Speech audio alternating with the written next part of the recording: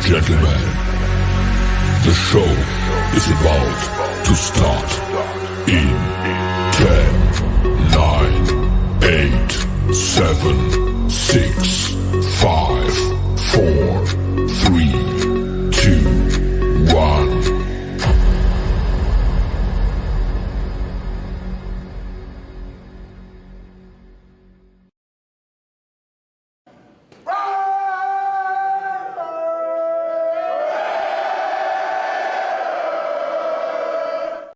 The following program is rated TV MAL. It contains strong language and is intended only for mature audiences.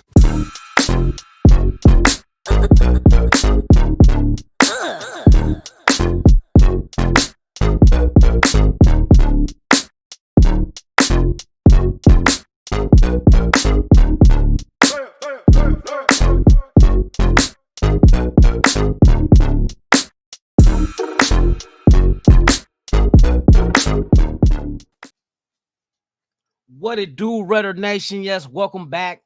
Yes, we are here for the live press conference at the 2024 NFL Draft Combine in Indianapolis. We're going to be hearing from Tom Telesco, our new GM. Thank y'all for pulling up, man. Salute to y'all. Salute to y'all. Yes, indeed. Yeah, it hasn't started yet, though, but when it does, it's going to rock and roll in a few minutes. We're going to go ahead and go live with it, man, and get my live reaction. You feel me? Let me go ahead and see who all is in here. Let me do this real quick. Come on, bruh. Come on, bruh. Shout out to everybody in the chat, man. The world's most dangerous chat. We got the mod with the most, NorCal Raider Jesse in the building. Salute to you, my brother, Eagle Terrian 207. It's starting right now, y'all. My bad. Let's go.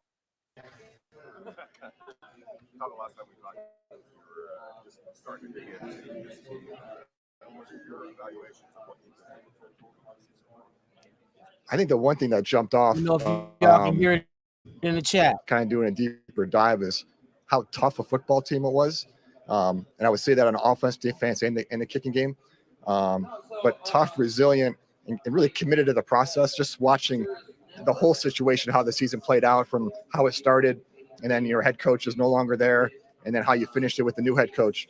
But a really tough-minded, mentally tough football team. So that's what kind of came out the most. And you're talking about both sides of the ball, like offensively, like we have a lot of work to do. I think that's pretty easy to see.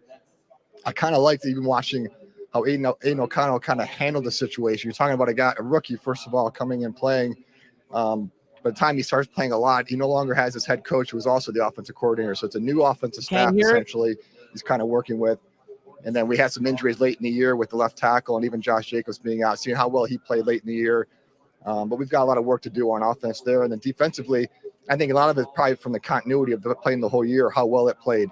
And what a great job Patrick Graham did with the group on a day-to-day basis, but then how they played on the field on Sundays and the mentality that they played with, which is a lot of what you see on defense and the special teams. And we have some pretty elite guys in that, as far as long snapper, punter, and kicker, which is, believe me, it's great to have. So, but, we've got work to do on all three, but I like what I saw, like probably the toughness of the football team that's there.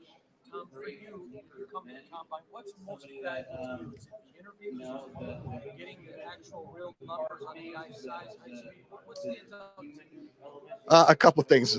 One, for me, I love being around our guys at the combine. When I talk about our guys, like our personnel staff, especially right now, to get to know them better. So I spend a lot of time just talking football with all the scouts, all the personnel people. I love that part of it because we're with each other all day long. I've been in some different committee meetings the last couple of days, but starting tomorrow, be with our guys every day. So that's a big part of it.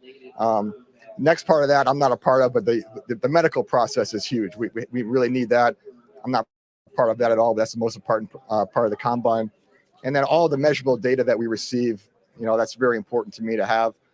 Do I necessarily have to watch it all the time? Not necessarily. I don't need to see somebody get weighed in and see how tall they are. I don't need to see them do a broad jump. But that data to us is very important as we make decisions. So those are probably the most important things. The interviews are nice, but in the end, in a 15 or 20-minute interview, there's not a whole lot of new ground that's broken. Our scouts have already done so much background work on the players, so we already have that information. you get a little feel for their personality. But in the end, you need to spend more time with the kids than just 15, 20 minutes. So the interview is nice, but it's not a huge part of it for me.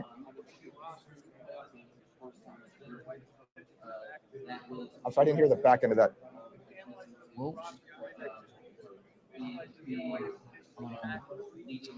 From what I've seen, he's a very good player. He has size, he has speed, he has some nice vision, has some production late in the year.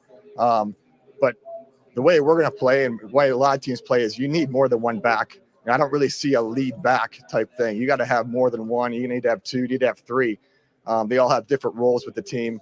The way this game's played, it's hard to do just to put that all on one person. Well, unbeknownst to most people, because that's already our local characteristic.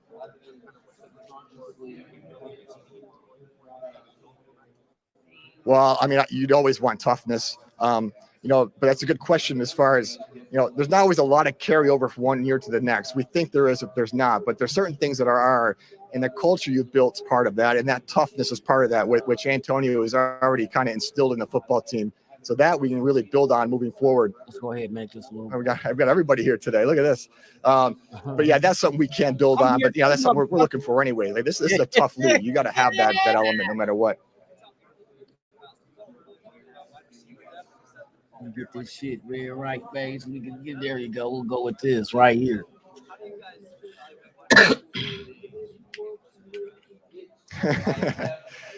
Hey, with like any position, as you age, you sometimes you get a little bit better at it, right? Your technique is better. A lot of times, college players at every position, sometimes you're so much more talented than the player you're going to play against. Your athletic ability can just kind of take over.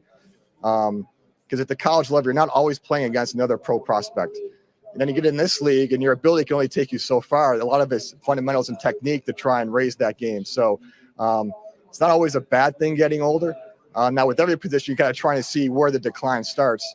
But the receiver position, you can still have some success in this league just on route running, adjustment, hands, and maybe not quite as fast as you were, when you're 19, 20, 21 years old, but still be very, very productive. What are the characteristics you're looking for in a quarterback? How many do I get? There's a lot of different ones to choose from. Yeah. The two for me are probably leadership and toughness. I think you have to start with that. He's got to be somebody that when you're in the huddle and those 10 other those players are looking you in the eyes, that you can lead that group, and you got to have that. So those are two most important things for me. And then it kind of goes into, preparation skills for that position is like none other, probably like no other sport in professional sports. So talking about leadership, toughness, preparation skills. And then when you get to the physical abilities, then you start having sliding scales for different things, because there's no perfect players. You have to realize that. But I always start with leadership and toughness, work my way from there. What's the biggest determinant?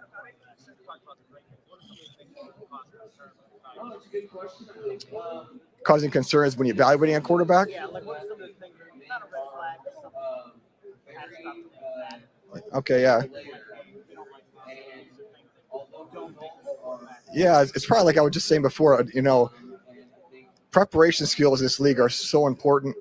Everybody is so talented in the NFL. You got to find your edges. And at that position, the work you do Monday through Saturday is just as important as Sunday. So if you had a prospect at that position that really didn't like the process, maybe didn't love the game of football, didn't like preparing, just want to go out and just kind of wing it, that would be a big concern for me.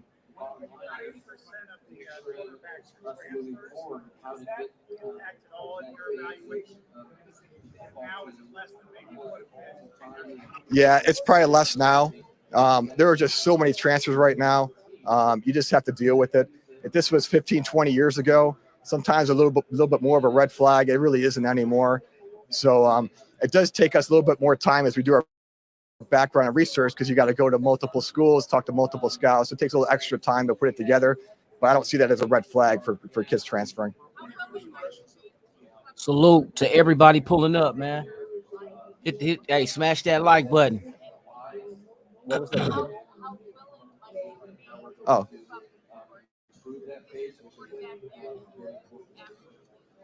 Yeah, since we're in late February, I really wouldn't take anything off the table as far as going up, back. Yeah, so. Yeah, so you have a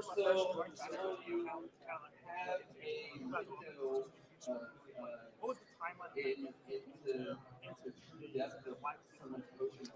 It was pretty late in the process. I think when we brought him in, I think I just met him. I think last week for the first time. So, I think Antonio was looking for someone like a playing background, not necessarily a pro player, but the fact that he's a pro player, I think, helps in that room. He's got some great experience at Auburn, both as a position coach and as a head coach. That's always nice to have. So, I haven't got a chance to really get to know him yet, but I love his background. I like what his resume looks like.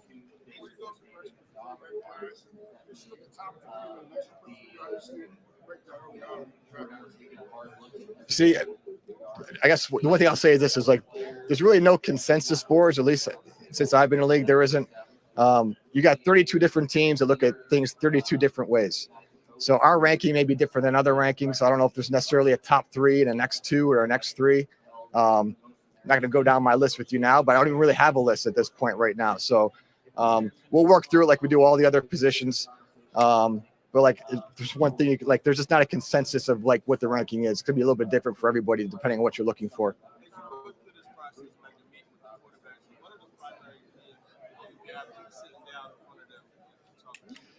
Yeah, I'm going to be honest with you.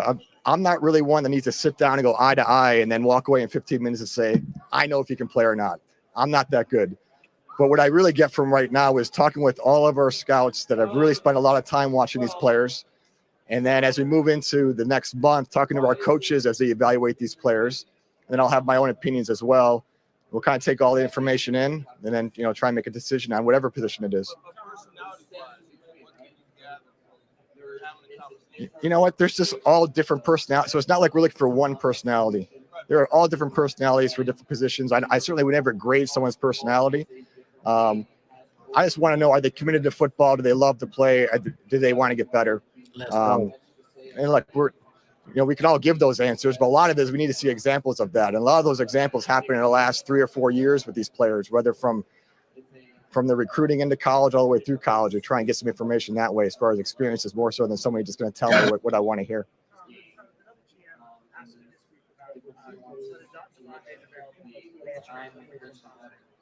He's a Raider. Yep.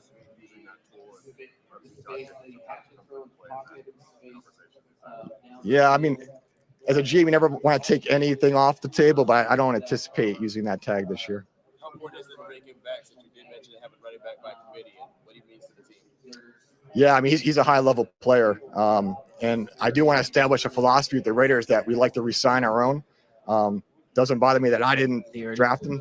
He's a Raider, and he was drafted by the Raiders, so he's a high-level player. So, we're going to explore pretty hard to see if we can bring him back here and kind of go from there. But he's as far as a player that, running game, pass protection, can really help you win games.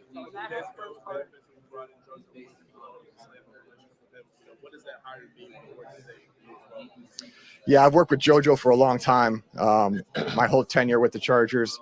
I always thought he came up the right way. He was with the Jets for a long time, came up in that Parcells philosophy, knows football really well. He's just really well experienced, both in college and pro scouting.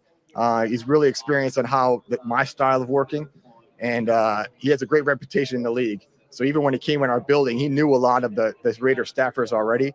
They know him well. So the transition's been really smooth, and it's just adding another person that really knows the game well, has great people skills, can really work with coaches well.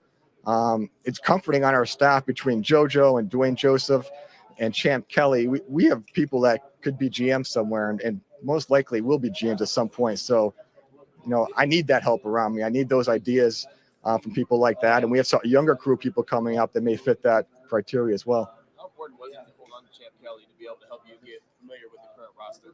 Yeah, I think his institutional knowledge is really important. But, aside from that, he's really good at what he does. And there's a lot of good people in the building right now. So that was, it's always good to have.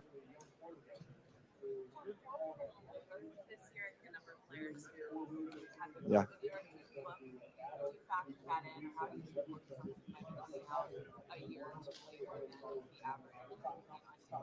Yeah, it's been so much different. I guess it's probably different by position. Like the quarterback position, I don't think it's a bad thing if you come out a little bit older. It may be even a better thing. You've got more experience on your belt. I've heard a lot say that. More maturity at that position. A lot of these quarterbacks. Other positions, It may or may not matter. I don't. It's just something we have to deal with. So they got 5 or 6 years. But I think after we get through this COVID group of kids that come through, we'll probably really come back to normal a little bit as far as the normal ages of kids coming out. You know, typically as a scouting staff, we always say we like a younger player because the guy has a chance to develop, maybe has a little bit more ceiling. Is that true or not? I'm not really sure. But I do know that we're going to have some players coming in the league that have good experience, maybe ready to play a little bit earlier than maybe in times past. How much impact does Mr. Davis have in terms of, just player, wanting to know what you guys are doing and stay abreast of it? Yeah, I mean, he's been in the league a long time. He knows football very well. He's the owner of the team. But it's actually good conversations, great feedback. It's a great person to bounce ideas off of. But yeah, he's got a very big say of kind of what I'm doing and what Antonio's doing. And it's a pretty good process so far.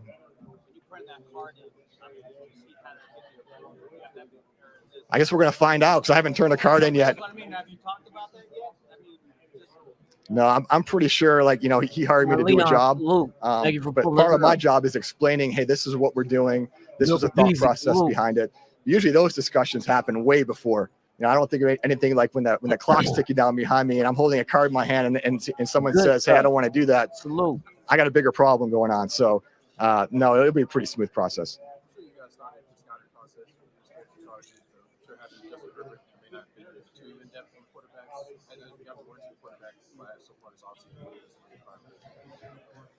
I'll say this, and the way we've always scouted, we scout every position like our roster is empty.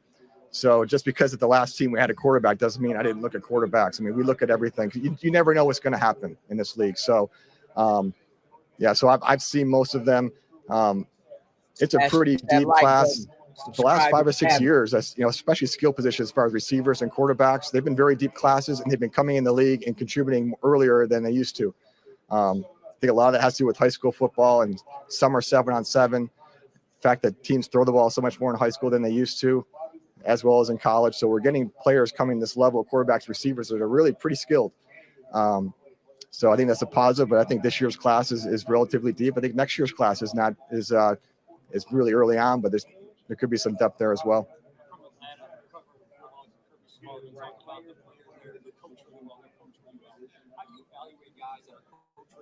Ceiling that they might have, or some other guys that are all right. We get them in our system with our coaches. That's a pretty in-depth question. Certainly, we love players that are coached well, and there's a lot of programs like that. And even starting from high school to college and college to pro, their base may be a little bit higher. But I think just because you're coached really well in college doesn't mean that you're tapped out and you get to this level and you won't be able to have any more gains. So. Look, there's some great coaches around there. Georgia has a tremendous program. You're getting pro-ready players along with some other programs as well. But that doesn't necessarily put a ceiling on them at our level.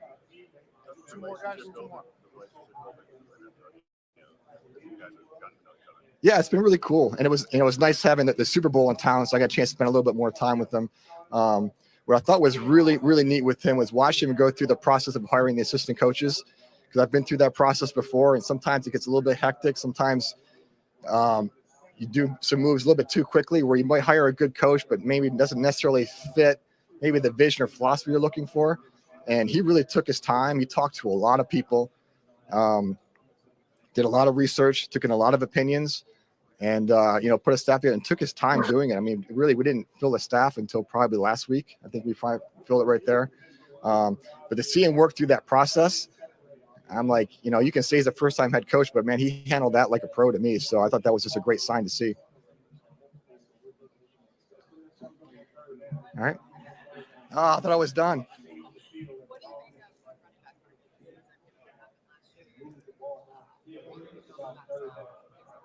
Yeah, market, I don't know, but I do know there's a lot of backs that are available this year.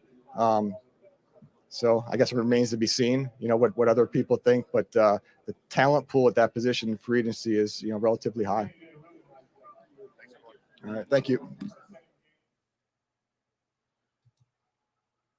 All right. There you have it. Tom Telesco at the 2024 NFL Combine in Indianapolis, man. It's good to get insight as far as what they what they're looking for and how they're getting down with it. I like the fact that he let us know a little something there towards the end about AP and how he went through everybody, interviewing them, filling out his staff. Hey, I think one thing I noticed about Antonio Pierce is he pays very good attention to detail. And you would think that is a trait that a middle linebacker would have, because being a middle linebacker, you must pay attention to detail. You got to understand what it is that the offense is throwing at you and where exactly to have your men at to be in the right position to make the play. So you have to be a student of learning. You know what I mean? And to me, it's transcending over to him as a head coach. I know this is his first time giving it a go from day one, but he has the right group of people around him to help him through this part of the season, shall we say, because we know the league year doesn't start until March 11th. Well, free tampering. So you got, I think the 14th is when the day one shit hits as far as the new league year. But and I just AP's a different kind of beast. You know what I mean? Like I told you guys once before, it seemed to me that the way I perceive him is that he's sneaky good at evaluating talent also, if you ever notice, because you hear little things about him at Arizona State that he was part of the whole recruiting type team. I'm going out recruiting athletes out of high school to come to Arizona State. And I'm noticing there's a lot of kids out there that are above average that come off of him. You know what I mean? Especially if there are a lot of if there are a lot of Southern California type players. I know AP has to be that lifeline in between recruiting those kids in Arizona State, just because that's just where that's his grassroots. And you look at like your Brandon Ayuk's, you looking at your Jack Jones, you're looking at your Jayden Daniels. I mean, it's crazy. It's crazy that just the fact that you can see this now, because at Arizona State we didn't pay it no mind. We're Raider fans. We pay attention to what the Raiders got going on. But with him now with us, and we're seeing the process and like him banging the table for Jack Jones. And when he got Jack Jones here, and a lot of people was against it. Champ Kelly wasn't really too on board. Neither was Mark Davis. But they listen to him and they allow him, okay, it's on you. And then you get Jack Jones here and you see the difference he made on defense. You know what I mean? Like, damn. Now you're hearing Brandon Ayuk led the 49ers, the Super Bowl NFC representative, with 1,300 yards receiving last year, and he's not even the number one wide receiver. Go figure. You know what I mean?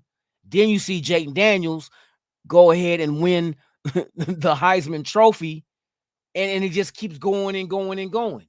You know what I mean? Then we got a glimpse of it with our team where he comes over and becomes interim, and he gets this whole, not just the players, he gets the coach. Because I heard coaches and them say this shit too, and I heard Telesco say it before, that he got the whole building together. You know what I mean? He went up and told our president told her, hey, I want to have a meeting in an hour. He told everybody, leave, do what it is you do with your family, your wife, your husband. Well, not husbands, because these all men that they're talking to, but go, whatever you do with your wives, your family, take care of that now and be back here in an hour. Because he wanted to have a meeting, and she told him that it's going to take her a minute, but she can get it done to set up a meeting. He said he had everybody there. He said, I don't care if it was the janitors. So the whole thing is, not only does he have that in his DNA to lead, he also has in his DNA to organize. You know what I mean? Like Telesco said when he got hired on at that press conference, he said the one thing about AP I like is how he says, not follow me, but come with me, to make you feel equal. You know what I mean? And when you gain somebody's respect like that, and you show that, look, I'm gonna be stern, I'm gonna be hard, But I got love for you though. It ain't gonna be, I'm not gonna do anything out of spite. I'm not gonna do anything out of the fact that I don't like you. I'm doing it to try to better everyone here. In that case, when everybody's better together, the team, the organization is better. You know what I mean? And I like that approach that AP is taking. Now we're getting I can't wait till, I wonder if they're gonna interview AP at the combine. I can't, if they do that tomorrow, we're going live with it again, y'all. We're going live with it again. I just want to pick his brain and see exactly how he observes and how he sees things, what his approach is with the combine, since this is his first time as a head coach in this scenario. You know what I mean? So it's going to be very interesting how his take is. And maybe he'll give us a few tidbits on how he's going to approach this and handle this. Shout out to everybody in the chat, man. Oh yeah, hey, Tony the baby angel, facts. AP is going. He already has this team turned up, but I want to see, and we already understand what kind of players it is that they're going after. You know, their mental makeup. Are they Raiders? You know, what do we mean by Raiders? What is a Raider? And like he said, somebody that plays physical, that plays with ill intent. You know what I mean? He's going after these specific type of guys. He's going after these Max Crosby, Jack Jones type of players. And here's the crazy thing. He was just with Arizona State just a little bit more than 2 years ago. Those guys that were at Arizona State, not just that, don't forget all the recruiting trips he went on to recruit these players. See, this is where we got an advantage at. So some of these players coming into this draft are players that AP probably, well, we know some is coming out of Arizona State that he probably coached or recruited just being in college. Who else has that title that they can say the same thing? Joe Philbin. Philbin was in college before he came to us. Who else has that same distinct prowess that he's bringing to the Raiders? Cordell Cadillac Williams. Don't forget, he was at Auburn as an interim head coach. So there's players that he didn't coach that's going to be in the draft this year. Players that he probably went out and recruited. You know what I mean? So we got a lot of inside intel that's all on this team with guys that were formerly just in college less than 3 years ago. So I think we got to step up. You know, it's kind of like having Patrick Graham at the Senior Bowl, which we had people at the Senior Bowl again this year. So we got a lot of inside intel that we can take, analyze, put this group of players over here that we want. These ones they're on the cusp. You know what I mean? So I think they got a fine coaching staff with a lot of good experience that we need, and people that's coming from walks of life that directly or indirectly affect who's in this draft. You know what I mean? There's going to be a lot of these guys that's going to bang the table. AP told them what kind of player I want. They know what kind of player to go get. You know what I mean? So yeah, I'm looking forward to it, man. I ain't gonna keep y'all long, man. I'm about to get up out of here. Shout out to those that's here for the first time. Once again, please subscribe to the channel, smash that like, and if you would like to leave a comment or share this video, go ahead and do so, man. I appreciate y'all for real, for real. We are working our way now. We're working our way to 1,600. We've been rocking and rolling with the subscribers. You know what I mean? And like I said, once again, let me remind y'all, once we hit 2,000, there will be a jersey giveaway, custom jersey giveaway. Not just any jersey. I'm not going to give you Jamarcus Russell. You know what I mean? I'm not going to give you Damian Arnett. I'm not going to give you that shit. I'm going to let y'all choose the name, number, size, home, and away. And then I'll go ahead and get it made for you. How about that? So anything you know what I mean? If you're one of the lucky 2 winners who will be picked from a drawing, the only ones who can enter this drawing is subscribers of the channel. So I'm letting you guys know now. You must be subscribed to Raiders Allegiance in order to enter this giveaway when we hit 2,000. And we're going to hit 2,000. It ain't going to take that long. You know what I mean? We're less than 500 away. And we've been rocking and rolling the last a few weeks anyway. You know what I mean? So by the time hopefully during the season, I don't think, let's see, right now, you know what? By the time the season starts, hopefully we can rock and roll and get this there, man. Please share this video with others. If you got friends, loved ones that's part of the nation, let them know. Come subscribe to Raiders Allegiance, man, where we have fun. We are informative as well as entertaining. So with that being said, man, I'm Lunatic Raiders Allegiance. I will be back tomorrow morning, not at this time, but at 7 a.m. Pacific, 2 or what the fuck I say? See, I've got it all fucked up. 7 a.m. Pacific, 10 a.m. Eastern, right here on Raiders Allegiance. Man, it's going to be Raiders Sunrise Live with your boy Lunatic one time. So with that being said, man, you guys enjoy your Tuesday. Be safe. Make it back home to your loved ones. And once again, Raiders! I'm out this bitch.